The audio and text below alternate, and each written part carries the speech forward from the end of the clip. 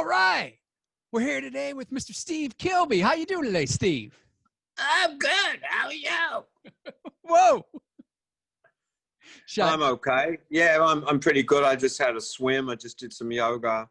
It's like a kind of a very early spring here. It's technically we're still in winter, but it's like 70 degrees and the water's kind of not that cold, and had a nice swim in the sea.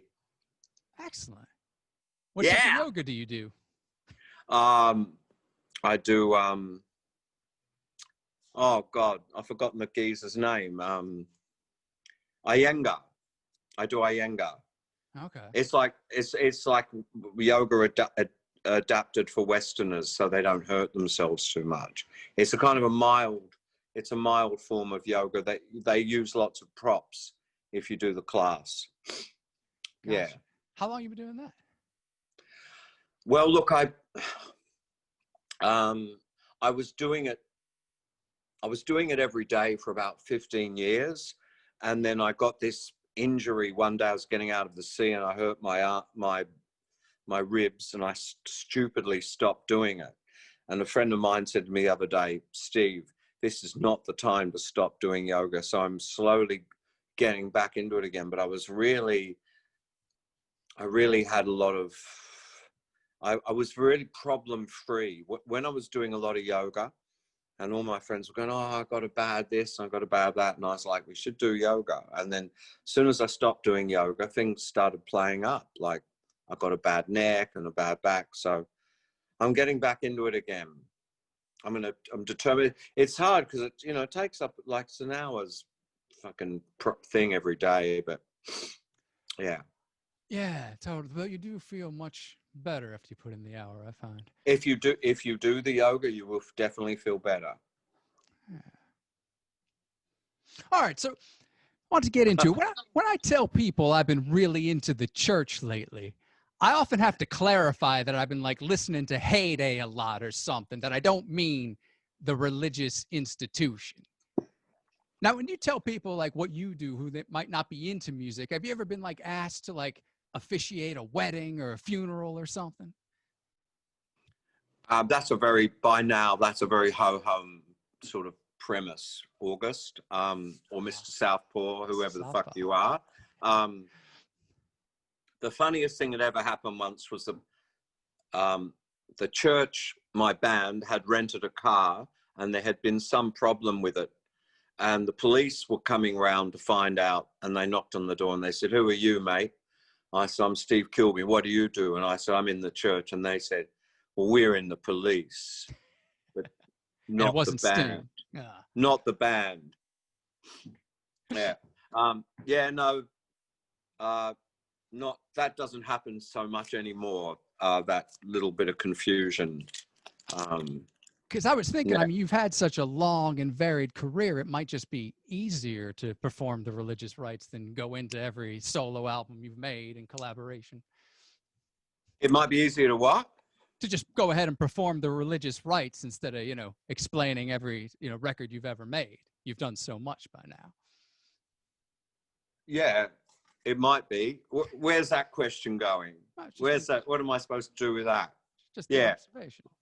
I could get a job. I could get a job in the clergy easily. I'm probably know more about comparative theology than most fucking preachers would anyway. So yeah, I could easily get a job preaching to the converted. Now you recently did a show of the first 4 church albums acoustic, which is crazy. I mean, that's a lot of music. But not only did you do one set, you did 2 sets of one night. I mean, that's how did that go? I had very sore throat and fingers when it was all over. And I talked too much, and I realized I had 80 minutes of music to perform in 90 minutes of time.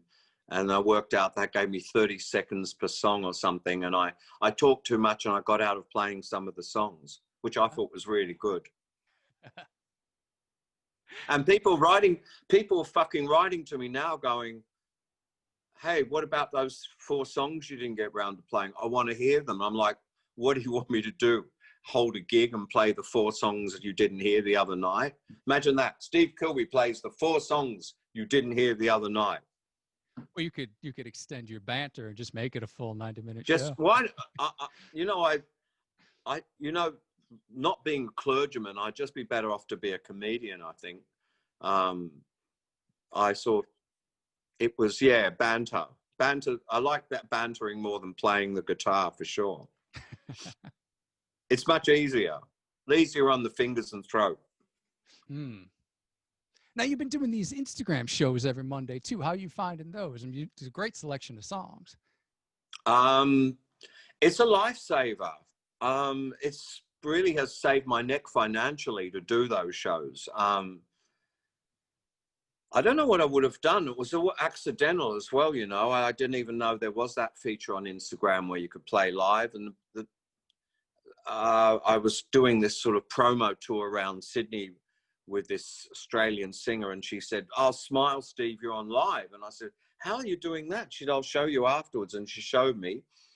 And then a couple of nights later, I was sitting there feeling kind of like everything was closed down and feeling like I needed my fix of applause and, you know, someone to show off to. And I thought, fuck it, I'll just go on Instagram Live and play the guitar for a while. And it kind of became a bit of a feature.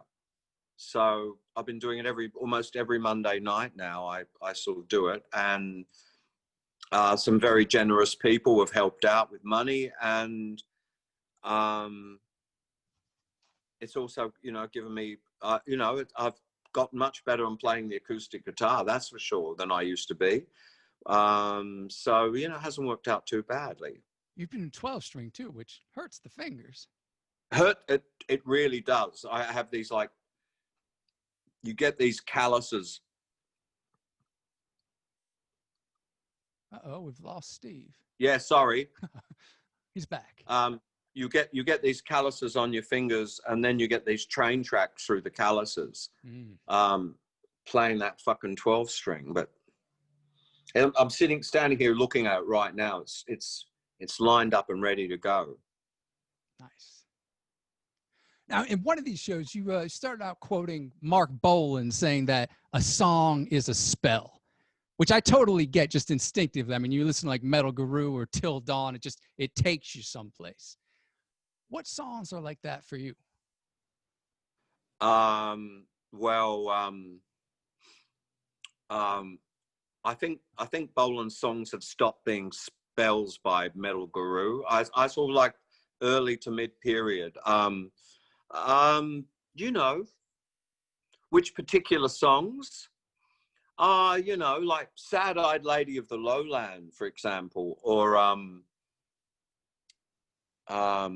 anything off All Things Must Pass, or anything off Diamond Dogs. And, you know, a song that it sends you somewhere, puts you somewhere else. It makes you, you know, with very little information, just a few chords, you sort of, something happens, hits some sort of pleasure spot in you that nothing else, even films and paintings and ballets and sculptures, nothing can do it quite the way a spell can. So, sorry. It's very immediate with a song, in a way. Well, it's very immediate. It's very immediate. In 3 minutes, you can do what it would take you, you know, 2 weeks with a book, or 3 hours with a film. You can you can hear a song, and within 3 minutes, you have been transported to that place where you want to go. Sorry, someone keeps trying to ring me. So yeah, that's the magic of a song is it's so short and so easy, and yet it does so much so quickly. Have you ever set out to like write a song to make a specific intention materialize, like a spell? Well, all my songs are trying to be spells. All of my songs are trying to take the listener somewhere. But it's an ambiguous place that I'm trying to take them to. It's not, you know, I'm not it, you know, I'm not ranting against, you know, I'm not raging against the machine. I'm not protesting or writing songs about Maggie Thatcher or Donald Trump or the Vietnam War or whatever it is. My songs aren't like that. My songs are sort of like, they're more just songs for all seasons and all people, sort of like trying to be ambiguous enough that anybody who hears them can get something out of them. So my songs are more like firing arrows into a crowd, and you don't know who you're going to hit or what it's going to do. I'm sort of doing that. I'm not sure where they're going to take or what they're going to do, but you know, obviously people are getting that kind of thing off them because they keep coming back for more. Yeah. And it'll be a different experience with each individual. I like that. Let's talk about 11 Women. Where did this idea come from? I've had this idea for a while. Each song is a woman. And it's like a book of photos or something.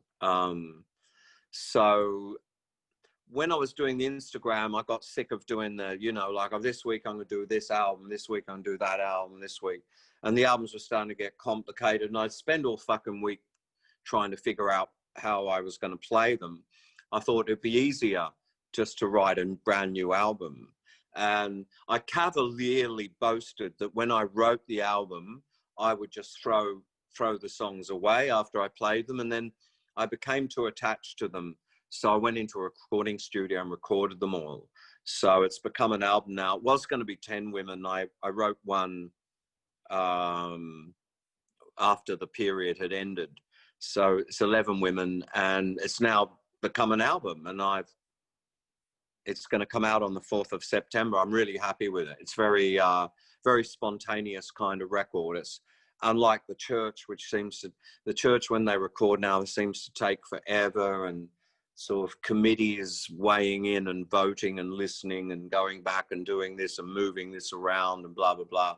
It's sort of like 11 Women is the opposite of that. It's like me going in with an acoustic guitar and a drummer, and we're playing the songs through, and then I put some bass on, and then some other musicians did a bit of stuff. It's very spontaneous and lively record.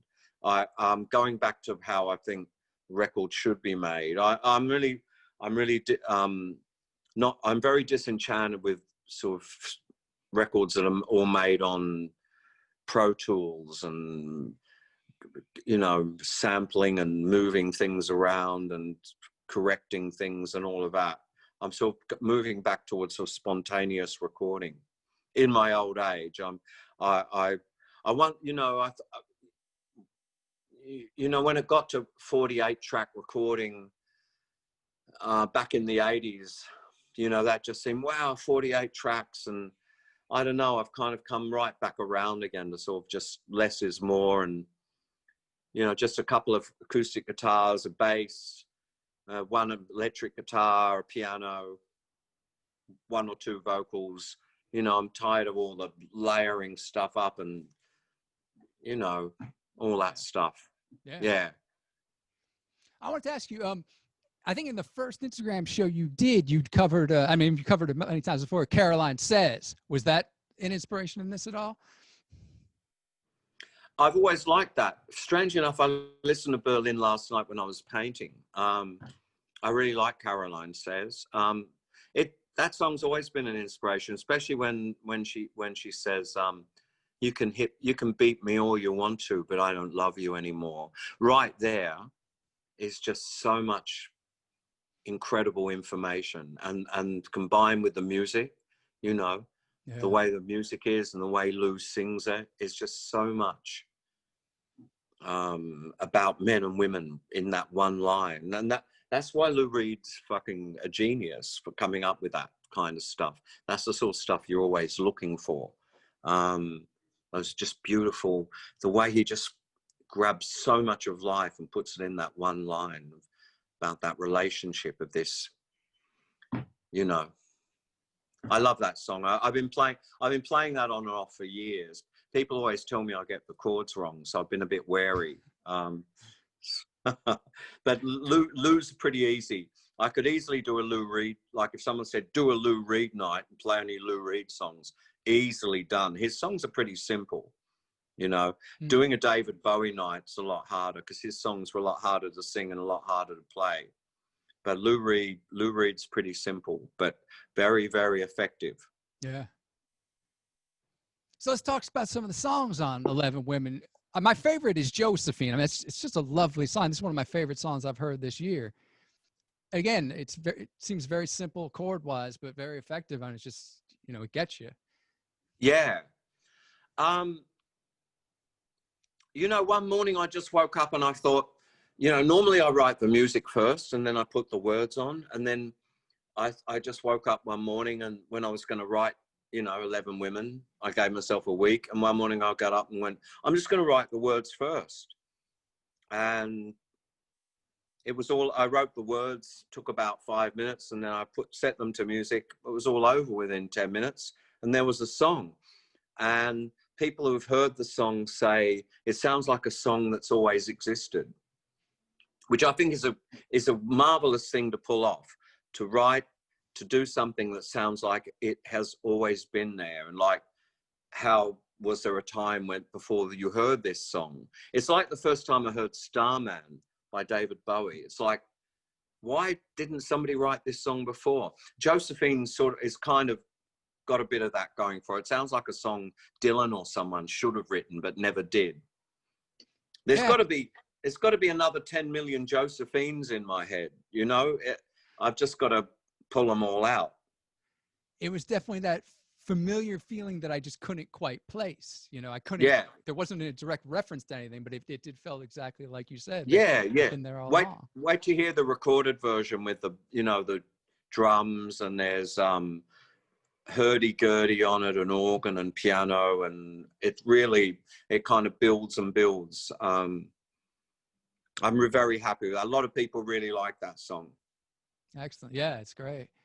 You mentioned tarot cards in the lyrics. Yeah. You had that tarot deck that Mark Merrill did of your paintings earlier. Yeah.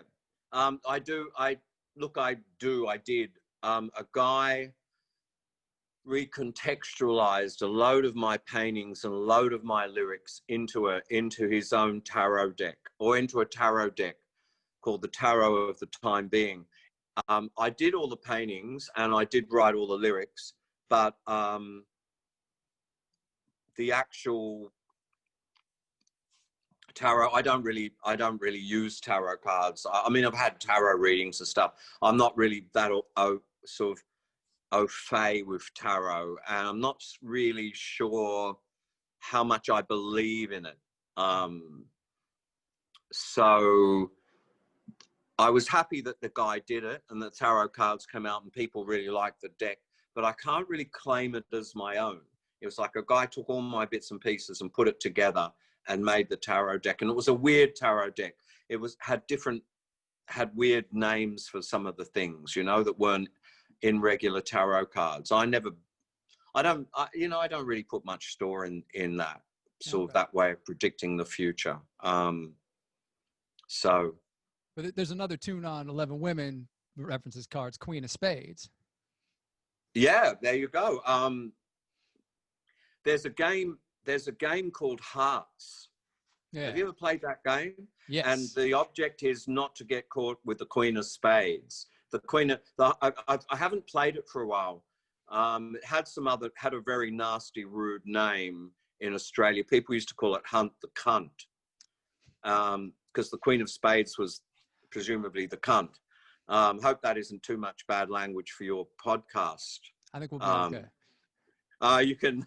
I didn't want to say that, but that's just what in Australia, these guys, I used to play it when I was working, and a bunch of guys, and the idea was not to get caught with the Queen of Spades. And it was like, when you got it, it was like, oh no, I've got it was very hard to get rid of it out of your hand once you had it. And if you had it, you would lose the game. So she's one of the 11 women. There's Birdine, who's a bird. And some of the women are real and some of them are imaginary. And Yeah, Doris McAllister was an actual witch, right? Doris McAllister, kind of yes and no. I base it, but it's like, the song is about this man who upsets her. It's not about that it's like this guy sees her and he underestimates her, and he annoys her and is rude to him, and gets her back up, and then he lives to regret that. So, but there is no real Doris McAllister, but she's a sort of composite of people I've known and met. You know, people you might underestimate on first sighting or not knowing much about them, and then you piss them off, and then you realize they had more. There was more going on than you thought. Gotcha. Now, Lillian in Cerulean Blue, lovely phrase for the title. Yeah. When do titles come into the writing process for you? Well, one morning my girlfriend here got up and said, there's a ghost in this house and her name's Lillian. And I went, oh, wow. She said, yeah, her name's Lillian. I said, okay. And then I sort of wrote a little song about that, I guess. And Cerulean Blue, I'm a bit of a painter as well. And that's one of the colors you come across all the time. So it just also, you just sort of grab fucking elements from everywhere, Lillian the ghost, painting Cerulean Blue, and then, you write the song and it all comes out and it all falls together, and it makes some sort of vague sense. But that's what I was saying to somebody else was doing the interview. The wonderful thing about a song, if you write a book or if you write an article or anything else you do, it sort of has to make sense, like a film or, somehow. But songs don't have to make sense. You can say whatever you like. You can go on stage and go, I shot a man just to watch him die. And no one goes, what? No, you didn't. You know what I mean? Or you can go, I must have loved a million girls. I love them and I leave them behind. And nobody goes, excuse me, you haven't loved a million girls, Or you can go, my daddy was a bank robber. You can say or sing anything. You can pull in anything. You can be anything. You can change person. The song can start out I, and then the chorus can be you, and the next verse can be they. You can be in the future and the past, and everything can change. But nobody ever asks why, because songs don't come with any explanations. They don't need any explanations. They just sort of lay it all on you in their 3 or 4 or 5 minutes, and you extrapolate from them what you will. There are no explanations. You just sort of, you've got to learn to sort of dig it. It's like Dylan. Teachers used to bring in Dylan lyrics and say, we're going to look at these lyrics and it means this and it means this and it means this. And I was always rebelling against that.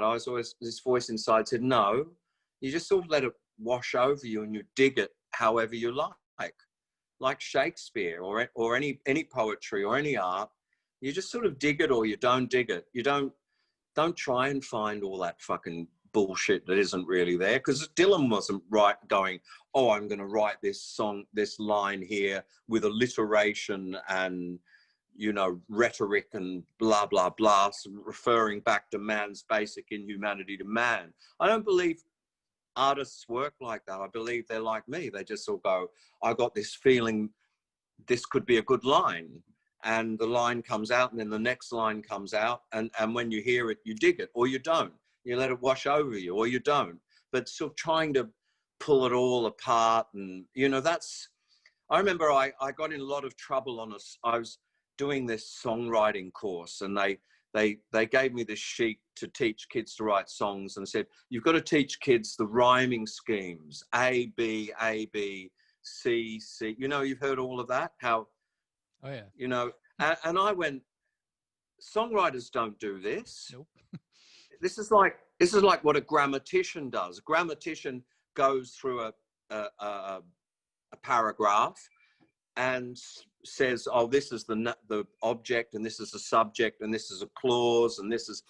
But songwriters don't. Bob Dylan doesn't sit down going, I'm going to have an A, B, A, B, A, C rhyming scheme.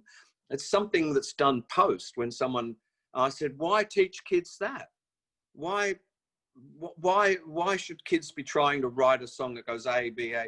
It's like, don't forget all that, throw all that away, write what you feel. And then the rhymes, you know, a lot of my songs, I just rhyme. You might have 8 rhymes in one line and then no more rhymes. You know, that the rules, there are no real rules. And when you're trying to get kids to analyze what lyrics mean and sort of all of these things, I think you're throwing them off on the wrong foot. Yeah. And I think songs, as Bolan said, you just let them fucking do their work. I'll hit you in the heart, I hit you in the head or in the crutch or the feet, wherever.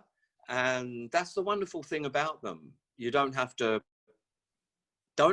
it, you know? Which brings me to my other favorite song that I've heard so far is Sheba Chiba. Chiba Chiba. Yeah. Yeah. Sorry, go on. What? Okay, well, Queen of Sheba and Chiba in my old heroin days, when you're walking around Los Angeles, Chiba's what the Mexican guys used to call it. Chiba, Chiba. You know, you go up to a guy, hey, man, you've seen Chiba? Yeah, you come with me, man. You know, Chiba's heroin. Oh. So I like the idea of combining the Queen of Sheba and the Mexican word for heroin. It rhymes. Hey, make up a song about Sheba Chiba. What were her adventures? And then in the middle of you talking about Sheba Chiba and then the song, but if you did this in anything else, in any other art form, people go, well, how does that work? But in the middle of Sheba Chiba, the singer stops singing about Sheba Chiba and says, but it was nice of you to invite me here. And that's what I love about songs. There's nothing, what does that bit have to do with Sheba Chiba? It's sort of like it's the way life works. It's the way you have a conversation with people. You just pull different things out of the air and you digress. And, you know, you're telling someone about Sheba Chiba and then you go, but it was nice of you to invite me here, you know, regardless of whatever she does or doesn't do. You can't, in other art forms, you just can't do that, you know? Songs are the only things I know of where you can just jump from one thing to other. And people sort of do the work and understand that, you know? And I think that's a great thing, the way they can just jump from one thing to another without any explanation. Like thoughts, like falling asleep.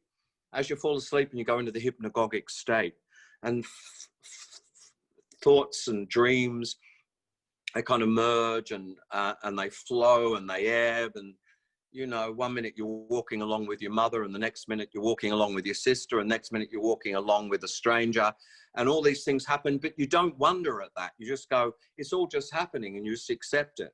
That's what I want to do with songs, to truly break through to that sort of hypnagogic state where all the music and the words, everything is just a flow of kind of thoughts that they're not completely random. If you go too random, then you get meaninglessness.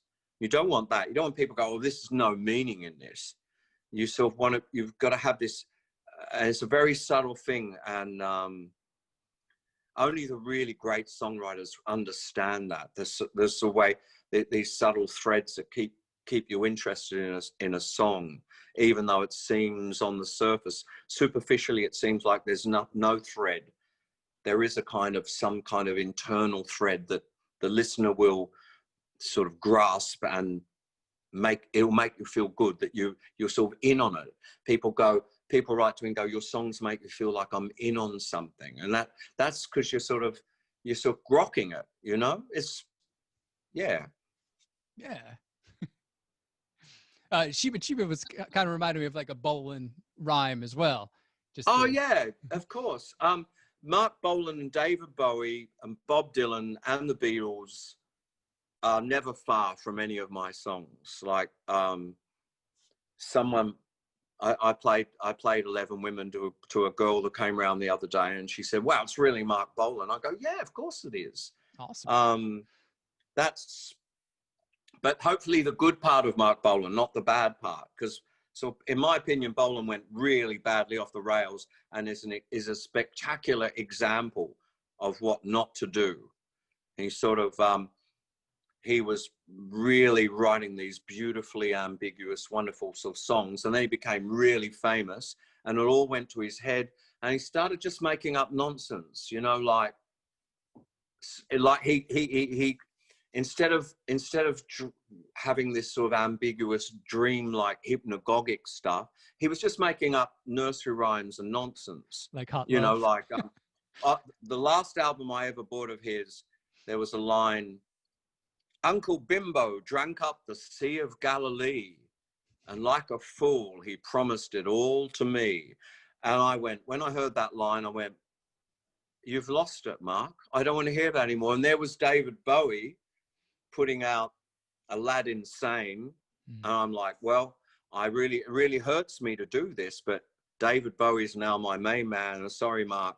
And I felt like Bolan had lost it. Later on, I read he was heavily into cocaine and heavily into drinking a lot of red wine and snorting a lot of coke. And he lost his mojo, where the cocaine worked for Bowie, but for Bolan it didn't. It just made him sort of eager to, and he thought, oh, I can just do anything. And you can't. No one, not John Lennon, not Bolan, not me, no one can just do anything. You can't just give them anything. They mightn't be able to analyze it and go, the reason I don't like this anymore is because of this, but somewhere in them, they will rebel and go, no, he's just making shit up, you know? Oh, yeah. And you can't, it's just not, songwriting isn't just anything. It's got to have something. You've got to be right. It's a very fine line between telling people, you know, Donald Trump is a really bad man, and writing a song, Donald Trump is a really bad man. Okay, no one wants that. But nor does anybody want Uncle Bimbo drank up the Sea of Galilee.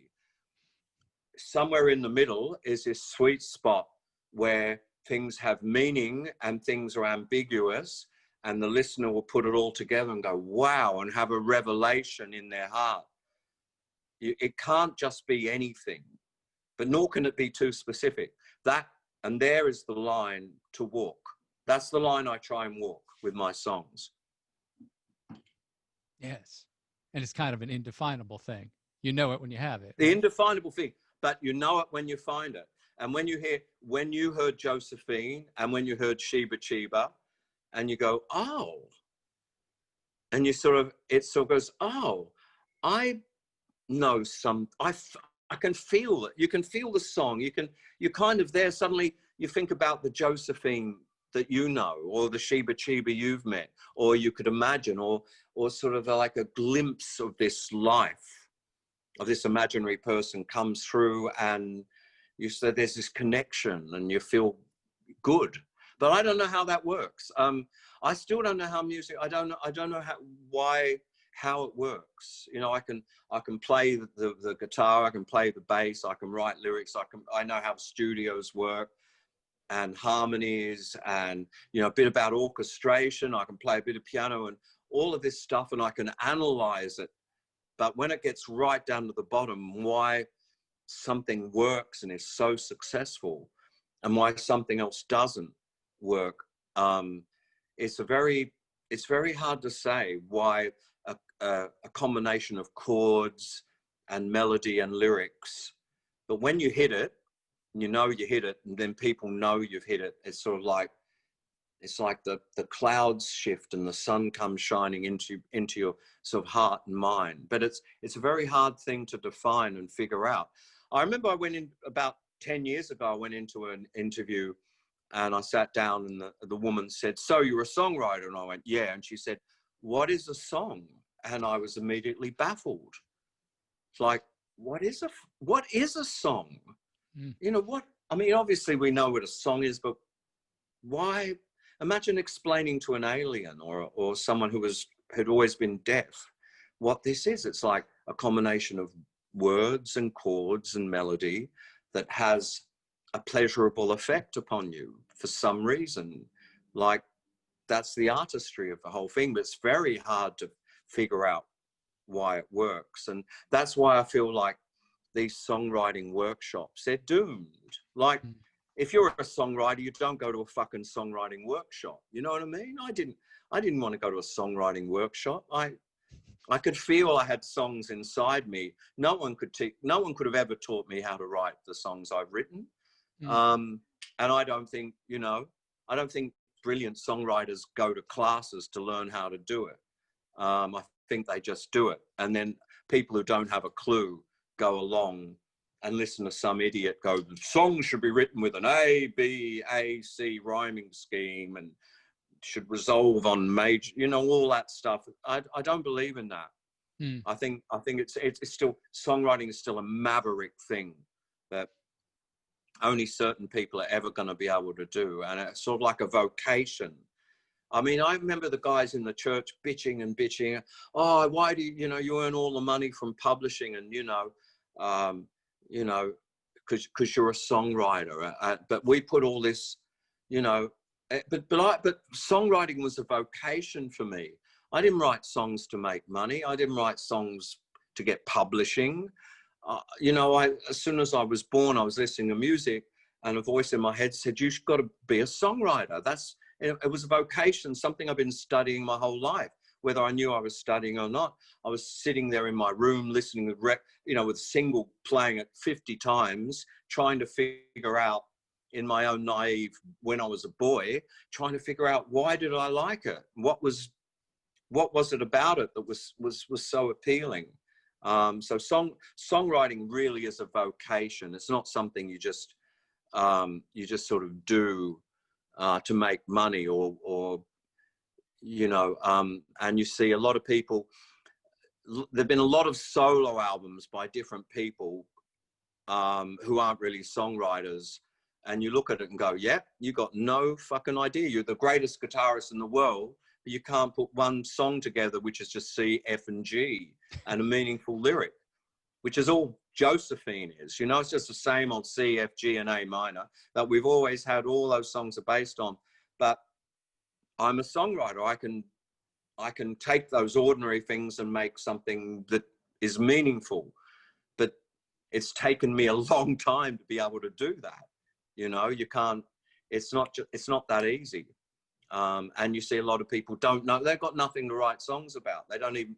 They can play and play all drums and all that shit, but they don't know what to write about. They don't know how to reach. Being a songwriter isn't the same thing as being a musician. There's being a songwriter and there's being a musician, and they're not necessarily the same things. You can be a fucking great songwriter, which I am, not that great a musician, or you can be a great musician and not such a great songwriter. Of course, there are people who are both, who are great, and there are people who aren't good at anything. It's all kind of an admixture of what you can do. But I only became a musician so I could write songs. If I could have gotten away with it, but I needed to be able to actually communicate and figure out. So I had to learn to be a musician. Do you remember the first song you wrote where you were just like, yeah, this is it? Like, I've got it. The first song. I can do it now. Okay. There's a song on the first Church album called Chrome Injury. And I wrote it in about 1977 or 78. And I remember I was writing a lot of songs and recording them in my home studio. And I remember when I had da da da da da da da da, when I had that, and I thought, finally, after all these years, you finally nailed a sort of a real song. But it took me a long time. Some people, it's weird. You look at it. There was a group called the EMF, and their first song they ever wrote was #1. It's like, "You're unbelievable." Remember that? Oh yeah. That was the first song they ever wrote. How fucking weird that the first song you write becomes a #1. Then you don't know what to do after that. That can really derail you. But so it took me a long time. I had to write a lot of fucking awful songs before I wrote a good one. But then, my sort of arc is like going up like that, I think, all the time. My songs are getting better and better. You know, some people start off here and go immediately down. Some people plateau. You know, I don't know. You know, you look at Paul McCartney and, you know, why does he write songs like, you know, No More Lonely Nights and Mary Had a Little Lamb? Like, why does he waste his time when he can summon such beauty and amazing, something like The Long and Winding Road, like fucking most beautiful. Why does he fuck around with all those stupid novelty songs? I don't know. I bet you know. And there's another thing. Do you judge people on their latest work, or do you only judge them on their early work? You know, people come up and go, oh, I only like John Lennon. I don't think much of Paul McCartney. I'm like, are you fucking kidding me? Like McCartney, like, you know, it's very, very in fashion to say that I only like Lennon stuff. I don't like McCartney. But they were equals, you know. They were both pushing the envelope. They both came up with amazing stuff. And when it was all over, both of them wrote a bit of rubbish, in my opinion. But especially McCartney, you know, sort of, he didn't come up. I don't know what it was. But still in his solo career, there's been a few fucking brilliant moments, like Maybe I'm Amazed, for example. I like Junior's Farm. That's a great song, just as a pop song. But, you know, some of that Wingsy stuff really, I don't know why he was sodding around with that. But when you're Paul McCartney, you do whatever the fuck you like. The other song on 11 Women I want to ask you about, Where Gloria Meets Rachel. Now, those are the two main characters in Martin Amos's The Rachel Papers. Is that where that comes from? No, I didn't know that. That's weird. Yeah, they're both his girlfriends. There were two characters, Gloria and Rachel. Yep. All right. And then Lou Reed had a wife called Gloria, I believe. And then he started going out with this sort of transitioning person called Rachel. It was a sort of a private joke. And it turned into that song, and it's got nothing to do with anything else at all. Okay. Gotcha. Yeah, but that's really weird. That is a weird thing, and people are going to think that about. I didn't know that. I've read a lot of Martin Amos's stuff. Which book was that in? The Rachel Papers. The first. The Rachel Papers. I'll have to check that out. That's a good one. Have you ever considered writing a novel? I mean, you've written so many lyrics. Well, you see, that's the problem, is that I'm a lyricist. And I don't have the sustained vision for a novel, because a novel has to start here, and it has to have protagonists and antagonists, and it has to have action and resolution and the climax and the denouement and all the stuff in between. And that's it. I'm not good at that. I'm good at just, you know, like, I'm a lyricist. I'm not a novelist. And like you can't be good at everything. And it's really funny. There's a guy we were Skyping, and he was a novelist. And I said, you're such a fucking great novelist. Why don't you write some lyrics? And then when he wrote lyrics, I was like, boy, all those words you have at your disposal, and that's what you come up with as lyrics. It was really disappointing.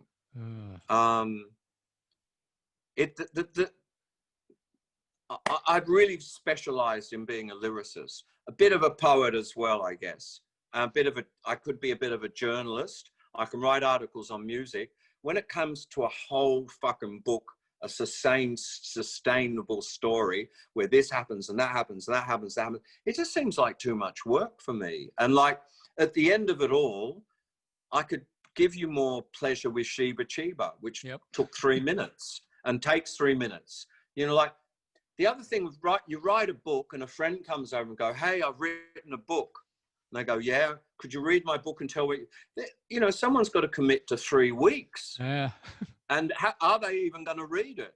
Whereas with a song, it's all there. It's like, hey, you want to hear my song? Yes. 3 minutes, bang, there's the song. What do you think? Yeah, I love it. Or it's no good.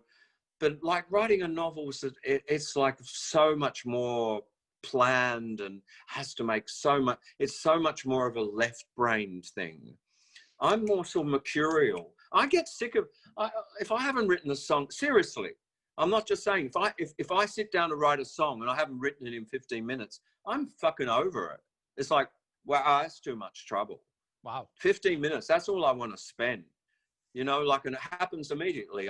I'll smoke a joint, I go strum, strum, here come the words, bang, it's all over. Someone could walk in 10 minutes later and go, here's my song.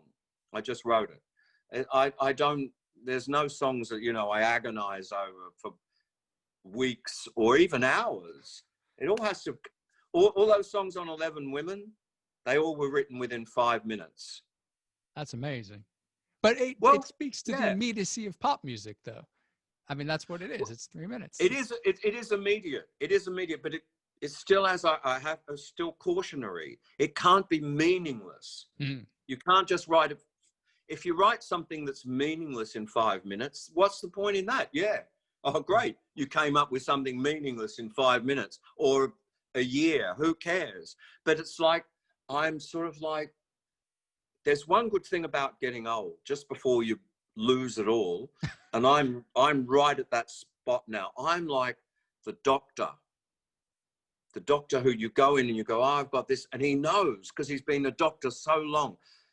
Or a jeweler, you go in and you go, I've got this dime, this bit of gold, and he knows exactly what to do. Or the guy, the carpenter comes round, or the guy, when your car breaks down, the guy comes up, and he's the old guy, and he listens to your car and he goes, it's the blah, blah, blah, and the blah, blah, blah, and the blah, blah, blah, because he's been doing it so long, he understands. So I've reached that point with songs now.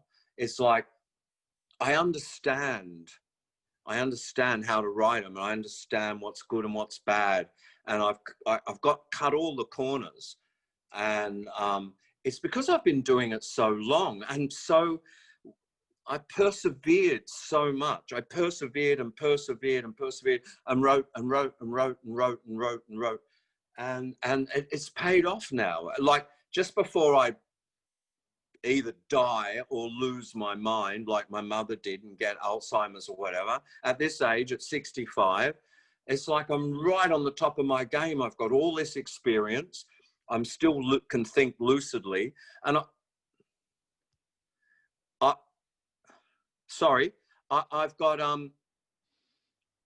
got, you know, 50 years of playing at my fingertips, and all the songs I've listened to and analyzed, I can sort of pull it all in now. And you know what I mean? It's like, it's like, just before I fade off into my sunset, for these last few years, I consider myself a master songwriter. You know, I could write 10 good songs every day if I fucking wanted to. It would be easy. I don't think I would disagree with that. You've been mentioning too that you have a new album ready with Martin Kennedy. That's a concept record. It's kind of a concept, yeah. It's a sort of, once again, it's a concept with no concept. It's sort of like we're giving you more. We're giving, instead of, you know, there's concept albums that are like Tommy. It's about a deaf, dumb, and blind boy. Here are his adventures. This is what's happened in the end. And then there's concept albums sort of like Dark Side of the Moon, where you're given a kind of a sort of a general concept, but. And this one is like at the loosest end of the idea of a concept. There's the concept of Jupiter 13, whatever that was. There's this thing, Jupiter 13. Some of the songs are about Jupiter 13. Some of the songs aren't about Jupiter 13. And it will all be thrown together, and Martin will mix it, and there'll be a concept there if you want it. If you want to connect up the dots, it's up to you. Or not, or you can just listen to it just as song by song that have no relationships to the others. It's just a very, very loose concept, a concept that's so loose and subtle that even trying to describe it, you would destroy it. You know what I mean? If you said to people, this is what the concept loosely is, you would already destroy it for them. So I like the idea. They buy this album, Jupiter 13, there was something called Jupiter 13. Something happened with Jupiter 13. But what was Jupiter 13? What is it? What did it mean? It never really says. It's sort of like, it's like I'm creating some ideas for you to play around with, and in your mind, if you want to, you can put it all together and figure out what it is in your own way. It's sort of like it's like a story that can be whatever you want it to be, or no story at all. Just read a page, you know. Just ambiguity, giving people a little bit of guidance, just a few clues, and then they do all the work themselves. I think it's a kind of a enjoyable idea. Mm. Yeah, they can make it whatever they want to be. Yeah, exactly. And then give you the credit. Someone will listen to it and go, wow, Steve Kilbey and Mark Kennedy, Jupiter 13. It's this thing happened with Jupiter, but what was it? I don't know. But, people who really want to find it will find it. And then they'll credit me and Martin with that. When we just provided the door for them to enter Jupiter 13. And when's that coming out? Or is that? That will be 2021. Okay. Yeah. All right. So what else is the future holding right now for the rest of the year? I've been doing some acting in some really crazy movies that are kind of like the way I write songs, that where sort of like getting a bunch of people together and getting them in situations and then seeing what happens. So I've just done one. I've got another one of them coming up. The Church have made an album, which is sort of laboriously coming along. It's going to be a brilliant album. It's had a lot of work done on it. It's the complete opposite of 11 Women. It's like a real, everybody weighing in and everything's got to be this and that. And that's another approach. And that's a very valid approach, to have this sort of the way, I guess, Pink Floyd would concoct an album with a lot of work and a lot of thought and a lot of overdubs and changing stuff and reassessment. We're working on another ancient album with Gareth Koch and some other players. Like the idea of sort of like accessing my past lives when I lived in other lives, in other times, and letting that person speak through rock and roll. Wow. The time I was a slave in Rome.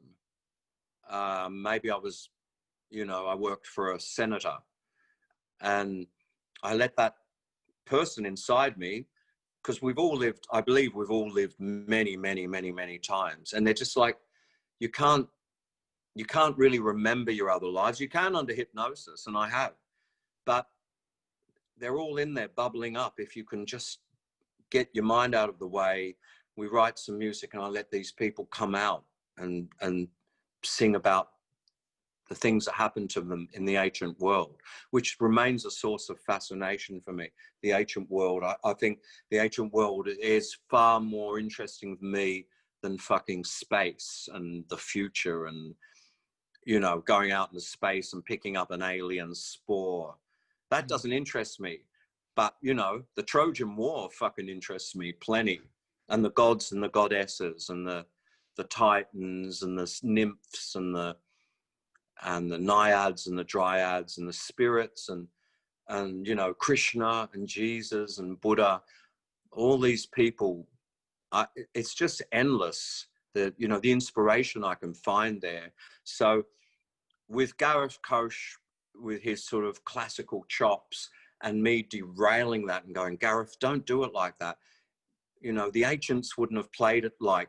He's sort of in medieval. He's sort of like a medieval player. And, we made our first album. It was a lot of kind of like, alas, my love, you do me wrong. And I said, Gareth, medieval isn't really my period. And he said, well, what's your period? And I'm like, ancient, the antiquity. And he said, but nobody really knows what that music was like. And I said, no, but we're going to reimagine it. So that's what Gareth and I are doing. We've picked up 2 other players now, a keyboard player and drummer. We are reimagining sort of the music of antiquity in a kind of a sort of a rock and roll sense. Wow.